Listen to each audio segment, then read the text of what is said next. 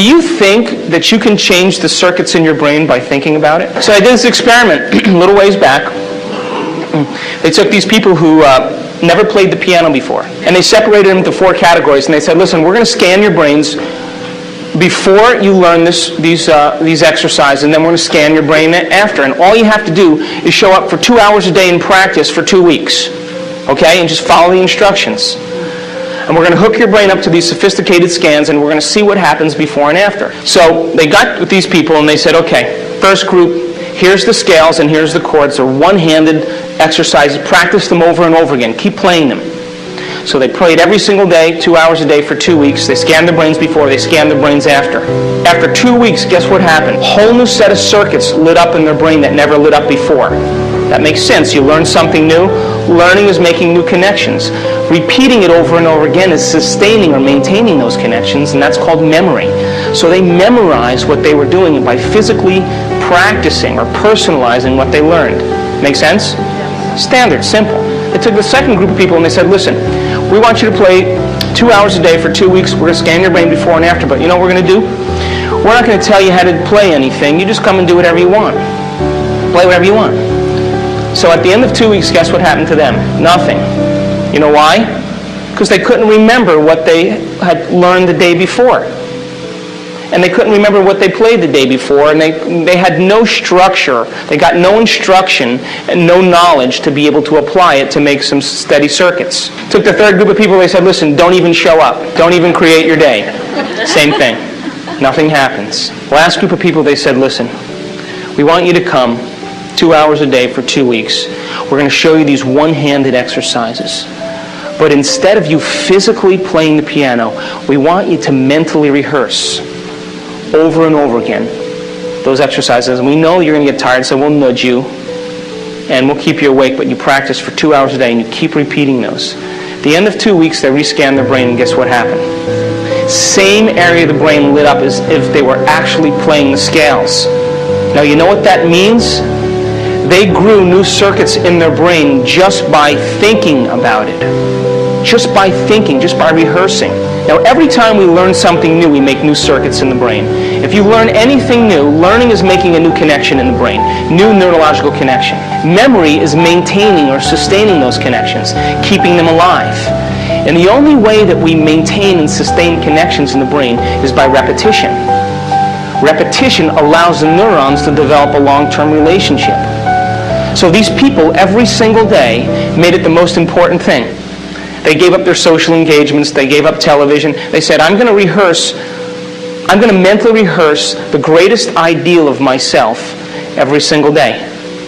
And as long as I keep doing it every day, what's going to happen to those circuits? They're going to light up and become the more sustainable circuits to act as a platform of who they will become in the future. During this process of rehearsal, while they were sitting down rehearsing who they were going to be, just like the piano players, rehearsing over and over again, they had long moments where they lost track of time and space. In other words, they became so involved with what they were doing that when they opened their eyes or they lifted up their eye masks or when they turned the lights on in the room, it was 2 hours later and it only seemed like 5 minutes. They were so involved with what they were doing that they lost the feedback of the body, they lost the feedback from the environment, and they lost track of time. And the moment that that happens, geniuses, that's the moment we walk through the door to the quantum field. And that is the moment, by the way, according to neuroscience, that we repattern and rewire the brain. And by the way, guess what part of the brain is the most active when we do that? Frontal lobe, because isn't it true that we're making thought more real than anything else in that moment?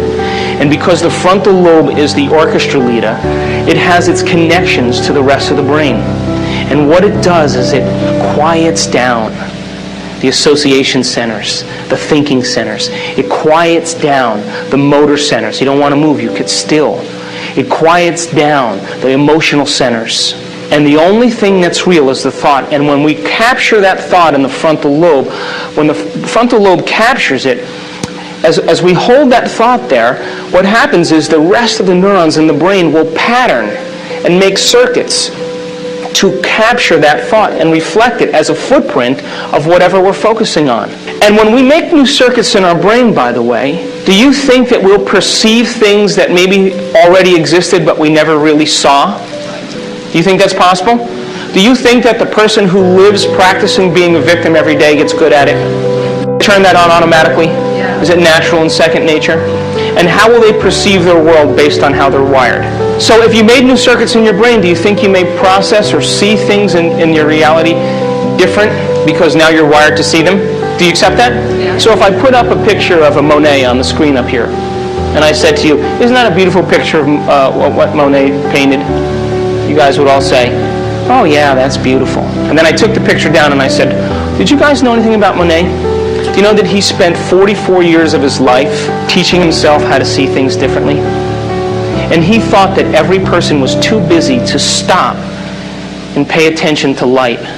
And he loved light. He loved the light first thing in the morning, and he loved the light at sunset, at the twilight hour.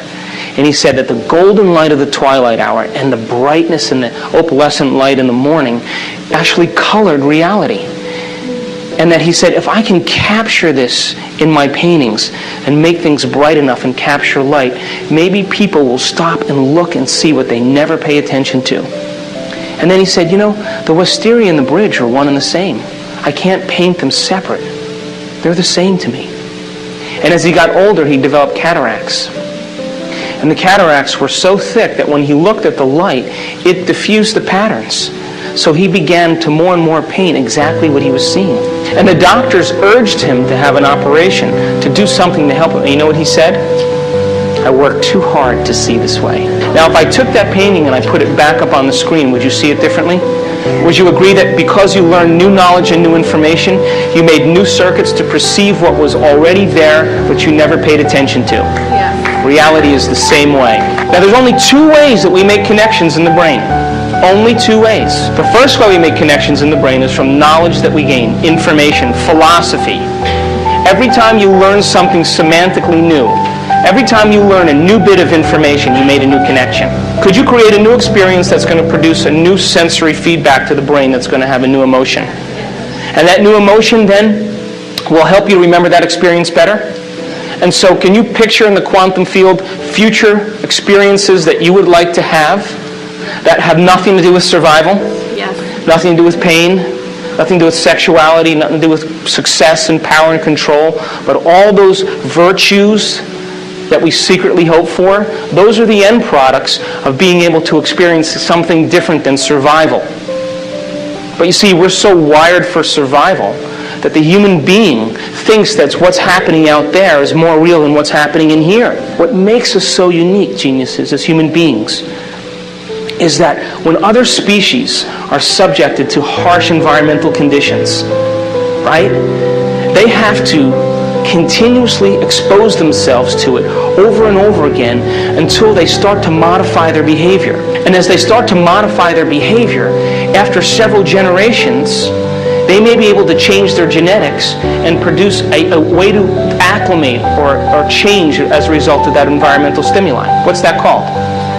Evolution, right? But that may take thousands of years. Human being doesn't have to do that. Human being, because of the size of the frontal lobe, can change in a year, can modify themselves in a week, can become a different person in a day. We can evolve ourselves and become somebody else and not have to go through the long continuum of trial and error. Why not fall in love with an abstraction, something that you haven't experienced yet? But if you can put all of your mind into that abstraction, don't you think that that abstraction will be your future? Don't you think that's possible? And don't you think you'll wire your brain to be exactly what your future dictates? You see, we can't get anything in our life that we're not first wired for. You can't be wealthy unless you're wired for wealth. So once we're wired for it, implicitly wired, non-declaratively wired, when we've wired it so much that we don't have to think about it anymore, that's the moment we are it. And that's the moment it takes no effort to have the side effect of who we are as a mind show up in our life. I have a friend who's a millionaire. I went to lunch with him. He said, today I lost everything that I owned. Pass the ketchup. And I looked at him and I pushed the ketchup over there. And he's talking to me and I said, Jerry, aren't you upset? He said, what do you mean? I said, well, you lost everything you owned. He said, what? He said, I am money. I've made it thousands of times. I've made it 100 times. I'm going to go make it back in 2 weeks. So the question is, who are we going to rehearse ourselves to be every morning? Can you rehearse in the morning your greatest ideal and activate those circuits? And as you rehearse those ideals for yourself and activate those circuits, won't they be the platform of who you become?